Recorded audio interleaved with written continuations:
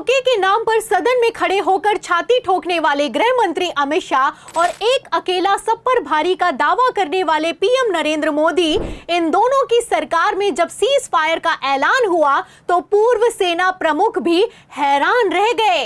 जैसा कि आप जानते हैं कि भारत जंग जीतने वाला था, लेकिन ट्रंप ने अचानक से सीज फायर का जुमला फेंका और खेल पलट गया।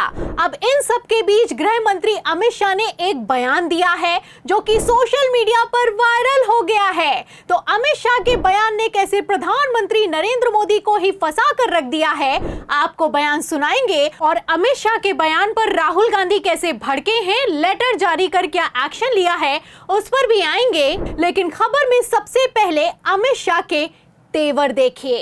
एग्रेसिव ना हो, जान दे देंगे इसके लिए। क्या बात कर रहे हो आप? एग्रेसिव होने की क्या बात कर रहे हो? तो सुना आपने, अमित शाह सदन में खड़े होकर चीख रहे हैं, चिल्ला रहे हैं कि अग्रेसिव रहो, जान दे देंगे, लेकिन पीओके लेकर रहेंगे। सिर्फ बयान नहीं दिया, वादा भी किया है। और ये तो कोई ज्यादा पुरानी खबर भी नहीं है।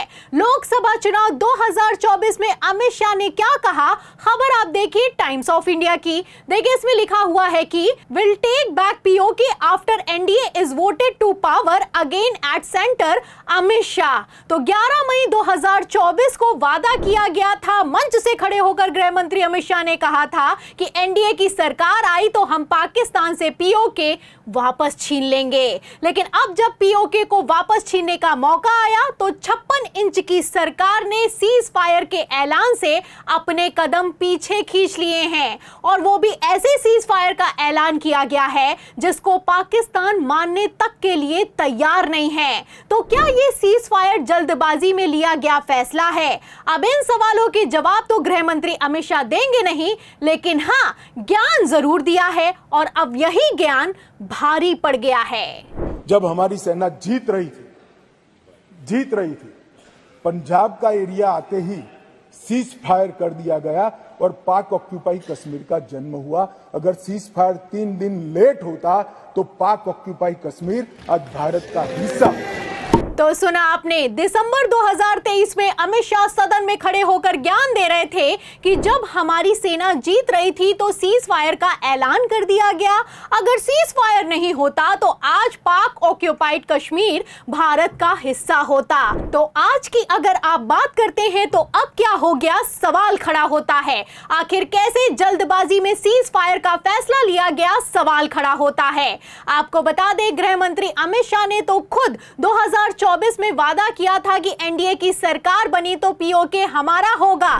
लेकिन अब ये वादा और दिए गए बयान 15 लाख की तरह जुमला साबित हो रहे हैं। खैर, क्या हुआ, क्यों हुआ, इस पर तो अमित शाह जवाब देने के लिए तैयार नहीं है। लेकिन भारत के पूर्व आर्मी चीफ बोले हैं, और बोले हैं तो ऐसा बोले हैं कि इस मोदी सरकार की पोल पट्टी खोलकर रख दी है। आप देख सकते हैं, जनरल वीपी सिंह का कहना है कि जब इतिहास पूछेगा कि इस सीज फायर से भारत को क्या हासिल हुआ तो क्या जवाब देंगे। और तो और जनरल मनोज नरवणे ने तो यहां तक कह दिया है कि ये तीसरी बार हुआ है, हमें आगे और मौका नहीं मिलने वाला है। आपको बता दें, इस बार हम जीती हुई जंग हार गए हैं। पाकिस्तान घुटनों पर होता अगर मोदी सरकार सेना के कदम पीछे नहीं खींच लेती। और ये सिर्फ कहने वाली बात नहीं है, मशहूर जियोपॉलिटिकल एक्सपर्ट ब्रह्म चेलानी ने तो दावा कर दिया है कि हम जीत के जबड़े से हार निकाल कर लाए हैं। एक्सपर्ट ब्रह्म चेलानी का कहना है कि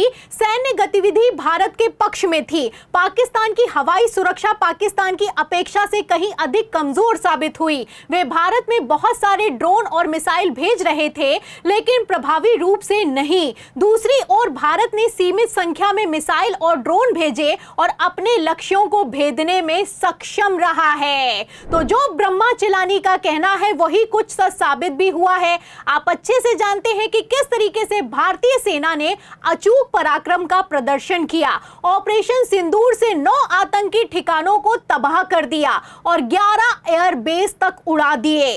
पाकिस्तान में कैसे तबाही मची, आप इन तस्वीरों से अंदाजा लगा सकते हैं। लेकिन फिर फिर अचानक से खुली छूट देने वाली मोदी सरकार ने सीज फायर का फैसला लिया और ट्रंप ने न जाने किस हक से प्रधानमंत्री नरेंद्र मोदी से पहले इसका ऐलान कर दिया।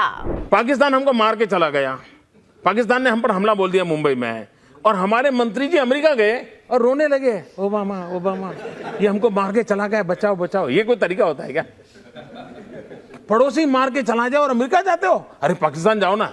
तो सुना आपने, बड़ी बड़ी बातें करने वाली सरकार की सारी हवाबाजी धरी की धरी रह गई है। प्रधानमंत्री नरेंद्र मोदी के पुराने बयान को शेयर करते हुए लोक गायिका नेहा सिंह राठौर लिखती भी हैं कि सुनिए प्रधानमंत्री जी, ट्रंप को लव लेटर लिखना बंद कर दीजिए, पड़ोसी मार के चला गया और आप अमेरिका जाते हो। तो जैसा कि आप जानते हैं कि पहले जब अमेरिका ने हमारे भारतीयों को जंजीरों में डिपोर्ट किया तो मोदी जी चुप थे, और आज जब ट्रंप ने सीज फायर का ऐलान कर दिया है तो भी मोदी जी चुप हैं। इसीलिए कहते हैं कि सिर्फ हवाबाजी करने से कुछ नहीं होता।